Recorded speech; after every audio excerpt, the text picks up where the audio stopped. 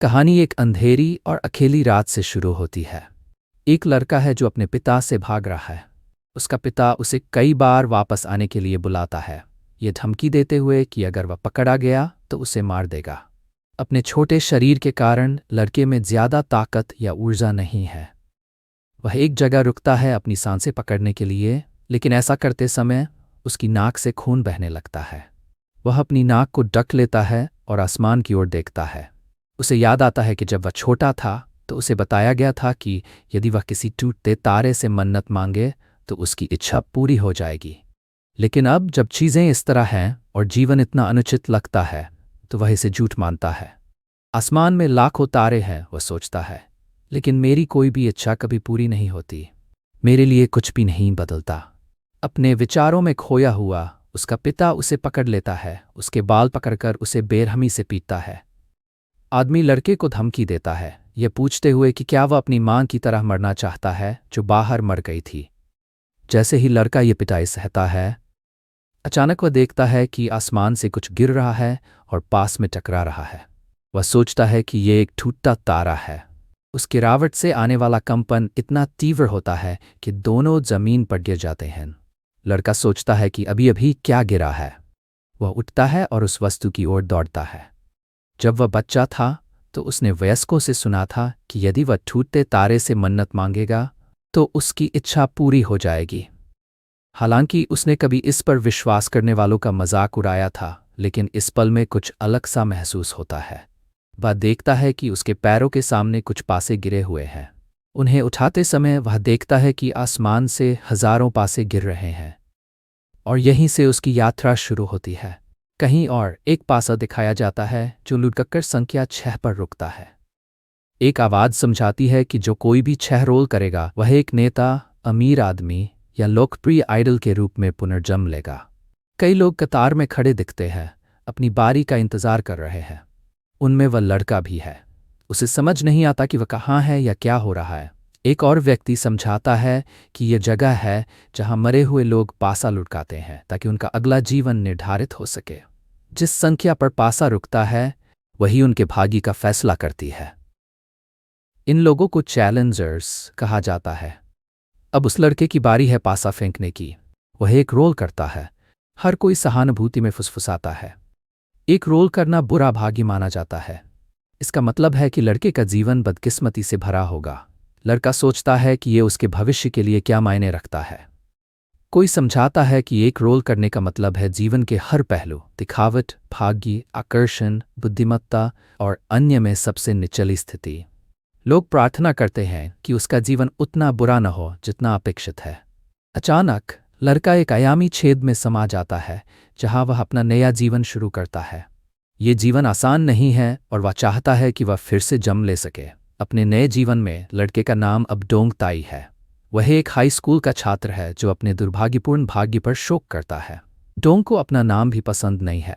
School में उसके सहपाठी उसे धमकाते और अपमानित करते हैं। एक दिन उसे इसलिए पीटा जाता है क्योंकि वह एक छात्र के लिए सही कॉफ़ी नहीं लाया था। कॉफ़ी विद मिल्क की जगह वह कॉफ़ी मिल्क लेकर आया। सज़ा के तौर पर उसका धमकाने वाला उस पर वह ड्रिंक डाल देता है। डोंग सोचता है कि क्या उसके लिए अब कोई उम्मीद बची है। 11 साल से डोंग ताई के रूप में जीने के बाद वह यह सवाल करने लगता है कि क्या वह कभी अपनी जिंदगी बदल सकता है। संकल्पित होकर डोंग ताई खड़ा होता है और वहां से चला जाता है। ऐसा करते समय वह युनजू को देखता है जो स्कूल की सबसे खूबसूरत लड़की है। डोंग उसे देखता है और उसकी हैरानी तब होती है जब युनजू भी उसे देखती है।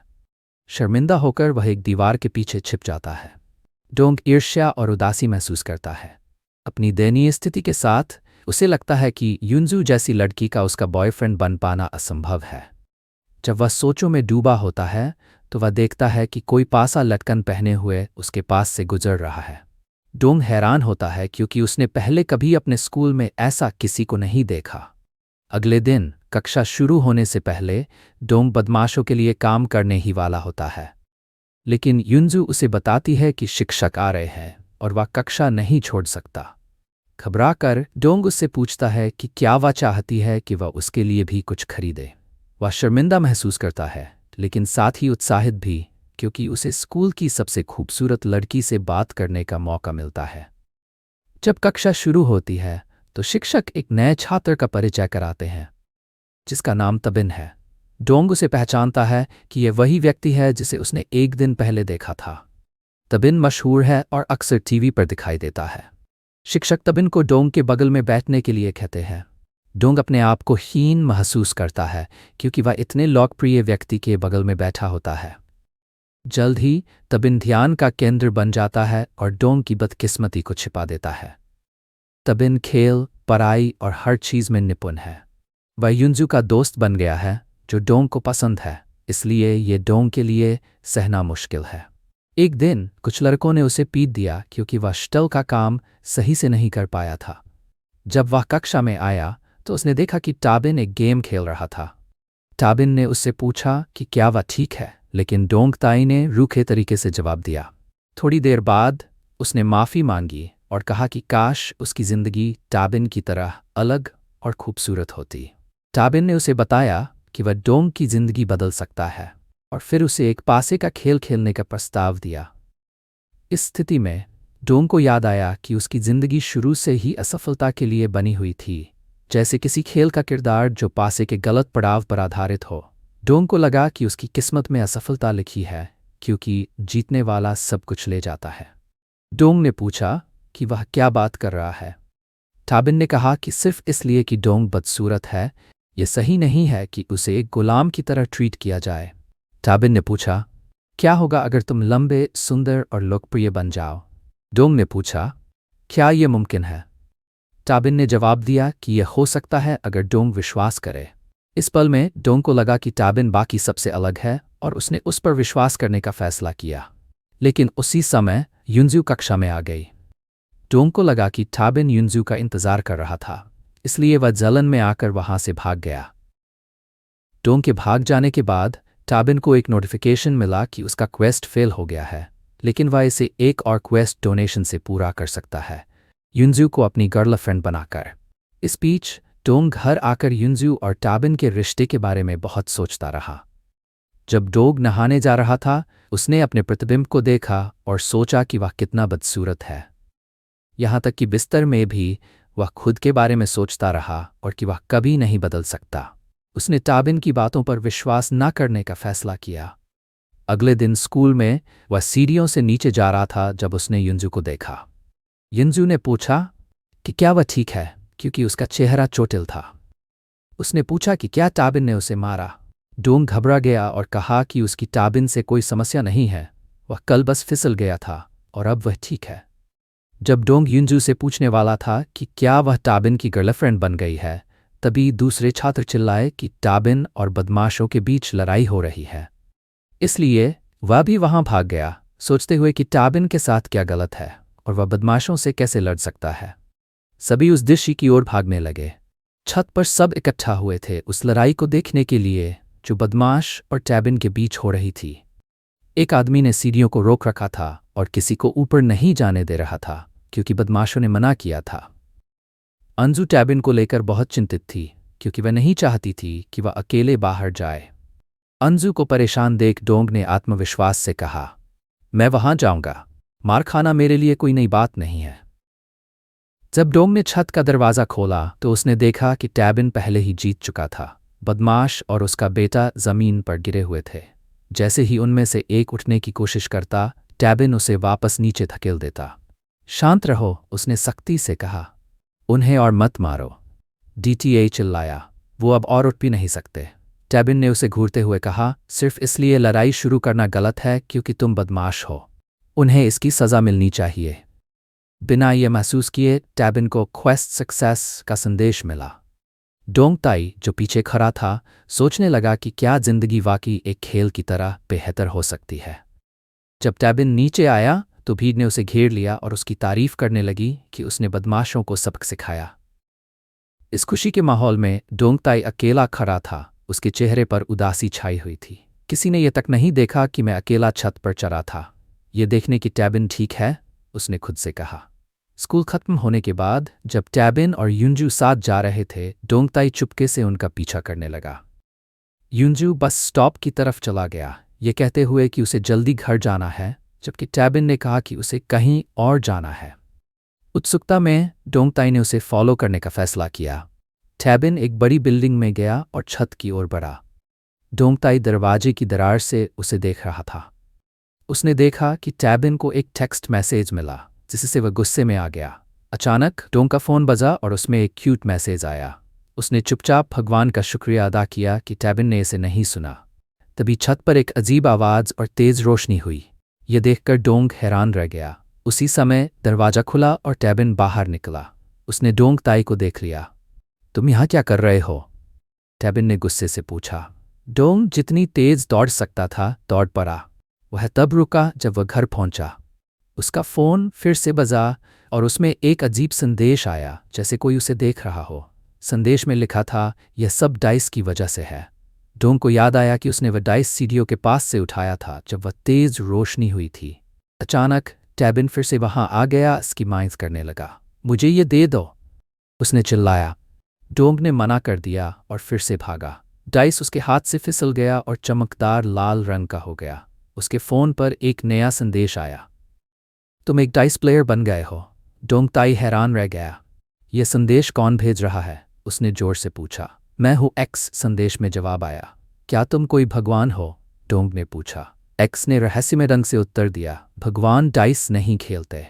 इसके बाद एक्स ने समझाया कि वह एक गेम मास्टर है और क्वेस्ट पूरी करके डोंगताई रियल लाइफ में लेवल अप कर सकता है। जितना वह खेलेगा उतना ही वह अपनी जिंदगी बदल सकता है। डोंग ने तय किया कि वह डाइस का उपयोग करके खुद को बदल देगा। वीकेंड तक डोंग ने कई क्वेस्ट पूरे किए और अपनी अपीयरेंस को अपग्रेड कर लिया। सोमवार को जब वह क्लास में दाखिल हुआ तो हर कोई उसकी बदलती हुई शख्सियत को देखकर दंग रह गया। वह लंबा, आकर्षक और आत्मविश्वासी लग रहा था, यहाँ तक कि क्लास के बदमाश ने भी उससे पंगा लेने से परहेज किया। डोंगताई, यूंजू ने उत्साह में उसका हाथ पकड़ते हुए कहा, तुमने तो कमाल कर दिया, बधाई हो। इससे पहले कि डोंग कुछ कह पाता, टैबिन वहां आ गया और यूंजू को अपनी बाहों में भर लिया। वैसे यूंजू और मैं अब आधिकारिक तौर पर डेट कर रहे हैं, उसने मुस्कराते हुए कहा। तुम हमें बधाई नहीं दोगे? डोंग को ऐसा लगा जैसे उसके दिल में किसी ने छुरा घोंप दिया हो। जिस गर्व को वह अभी महसूस कर रहा था वह अचानक अंधेरे में बदल गया। वह अकेला खेल के मैदान की सीढ़ियों पर बैठ गया और टैबिन को अपने नए रिश्ते की बातें साझा करते हुए सुना। जलन और गुस्से ने उसे घेर लिया। उसने अपना फ़ोन निकाला और एक्स को मैसेज किया। मुझे इतना बुरा क्यों लग रहा है? उसने पूछा। एक्स ने जवाब दिया, तुम्हें और डाइस चाहिए। मुझे और चाहिए, डोंग ने मांग की। लेकिन एक्स ने कहा कि वह अभी व्यस्त है, जिससे डोंग और परेशान हो गया। टैबिन से ऊपर उठने के लिए दृढ़ निश्चयी डोंग ने खुद को और मजबूत बनाने की कसम खाई। बाद में गुस्से में भागते हुए वह एक लड़की से टकरा गया, जिसने पूछा कि उसने इतना बदलाव कैसे किया। इससे पहले कि वह जवाब दे पाता, उसके फ़ोन में एक नई क्वेस्ट नोटिफिकेशन आई। डोंग के लिए डाइस प्लेयर के रूप में सफ़र अब शुरू हुआ था। क्वेस्ट में लड़की की तारीफ करना और उसे डेट करना शामिल था, लेकिन डोंग हैरान था क्योंकि उसे यह करना नहीं आता था। डोंग सोचता है कि क्या वह क्वेस्ट पूरा कर सकता है क्योंकि उसने कभी किसी को डेट नहीं किया। डी सोचता है कि अगर वह लड़की के सीने को छुएगा तो उसे जेल भेज दिया जाएगा, लेकिन वह लड़की की तारीफ कर सकता था, इसलिए डी उसे सुंदर कहता है। उसी समय लड़की मुस्कुराती है और उसे क्यूट कहती है। डी शर्मिंदा होकर वहां से भाग जाता है, लेकिन उसके बाद उसे 5 डाइस मिलते हैं। वह शिकायत करता है कि यह खोज बहुत कठिन थी।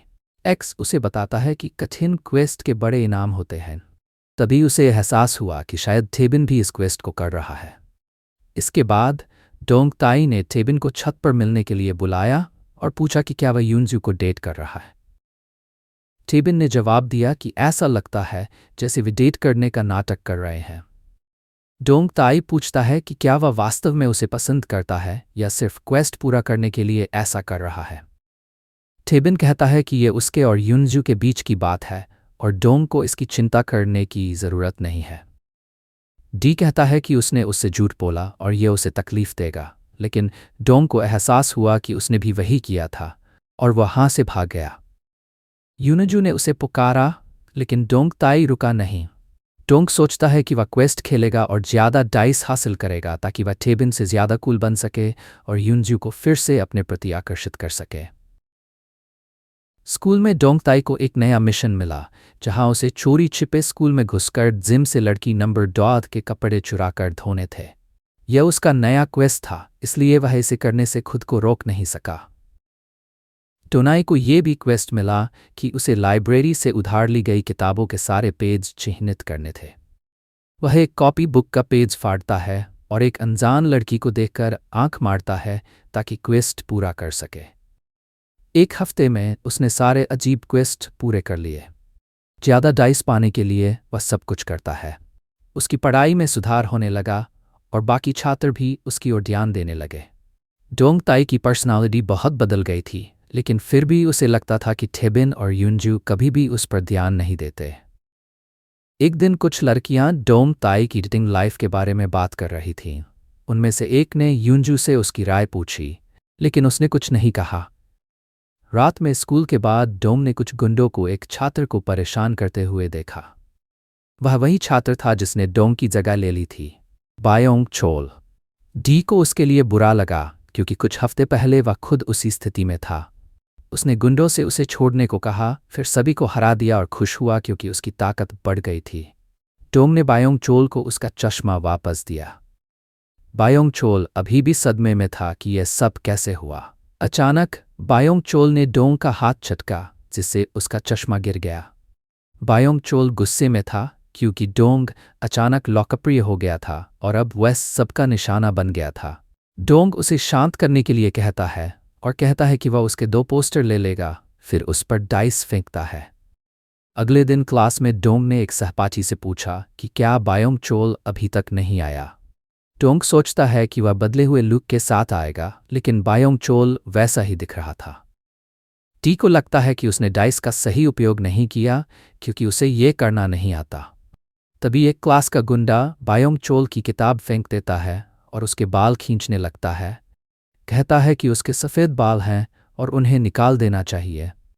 बायोंग चोल उसे रोकने के लिए कहता है, लेकिन जब वह फिर से बाल खींचने की कोशिश करता है तो बायोंग चोल उसे इतनी जोर से धक्का देता है कि वह दीवार से टकराकर गिर जाता है। गुंडे को गिरता देख बायोंग चोल डोंग को देखता है और उसे धन्यवाद देता है कि उसने उसे डाइस दिए। बायोंग चोल अब आज़ाद महसूस करता है और कहता है कि उसे अब किसी के आदेश मानने की ज़रूरत नहीं है। वह डोंग ताई को अपना सच्चा दोस्त कहता है।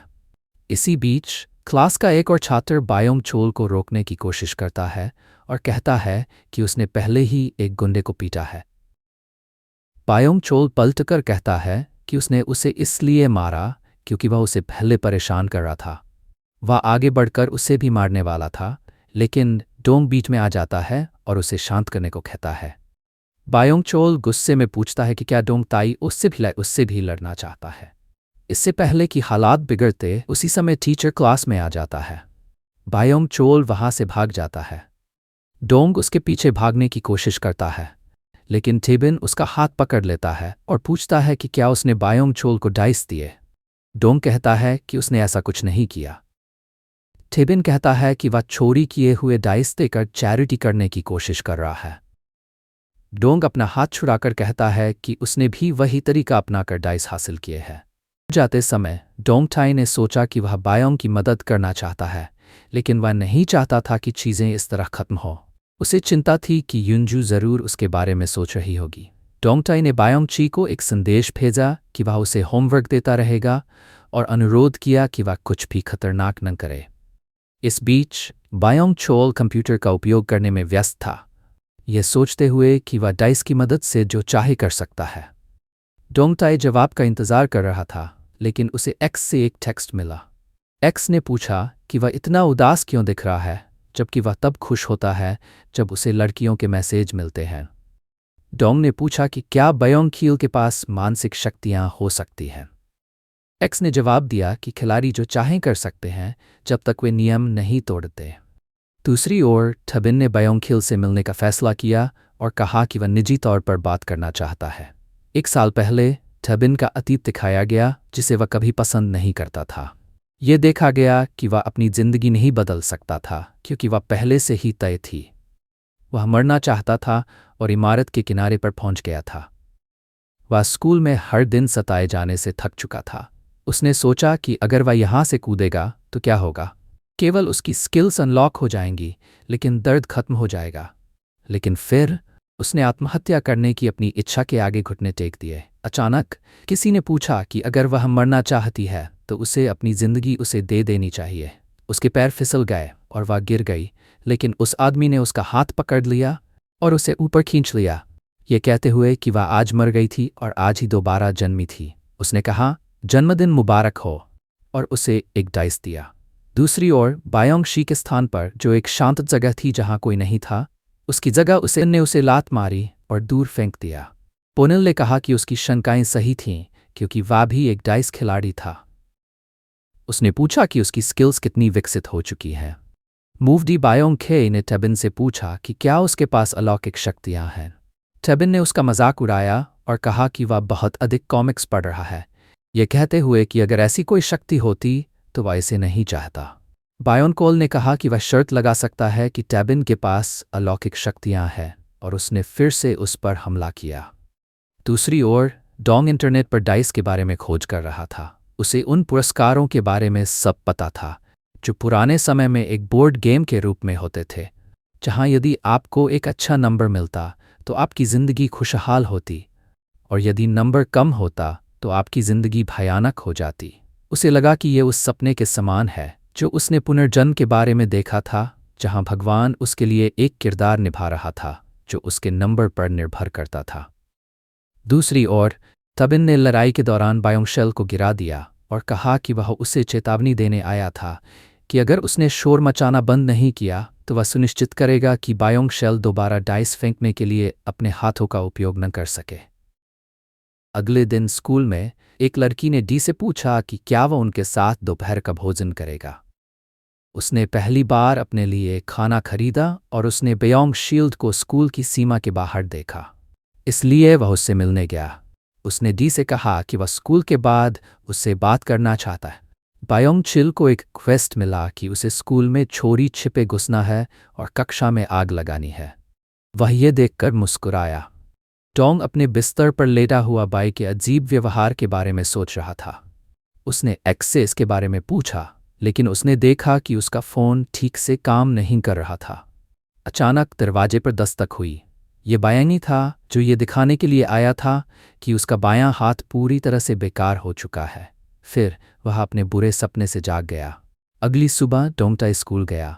उसने याद किया कि उसने कल रात उस क्वेस्ट को अस्वीकार कर दिया था जो सुबह गायब हो गया था।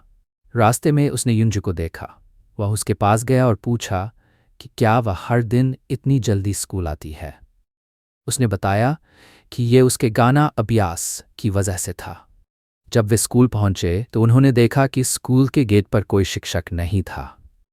उन्होंने देखा कि छात्र किसी चीज़ के इर्द गिर्द इकट्ठे हो गए थे, और डोंग ने स्कूल के अंदर एक एम्बुलेंस खड़ी देखी। उन्होंने भीड़ में आगे बढ़कर देखा कि वहां खून था और बायोंग चोल जमीन पर मरा पड़ा था। लोग कह रहे थे कि वह पिछली रात यहां आया था और उसने स्कूल में आत्महत्या की थी। डोंगटाई ने कल रात अपने क्वेस्ट के बारे में सोचा। अगर खिड़की 5वीं मंजिल के महिला शौचालय की थी, तो जब गार्ड ने उसे बंद किया और चला गया, बायोंग शील्ड ने वहां से अंदर जाने की कोशिश की, लेकिन उसका हाथ फिसल गया और वह गिर गया। अब वह मर चुका था। डोंग का अंतिम संस्कार हुआ उसकी मौत के 1 हफ्ते बाद। जब उसके माता पिता को बताया गया कि वह कक्षा जलाने आया था, तो उन्होंने उसे वहीं छोड़ दिया। डोंग दुखी था क्योंकि वह खुद को किसी न किसी तरह इसका जिम्मेदार मानता था।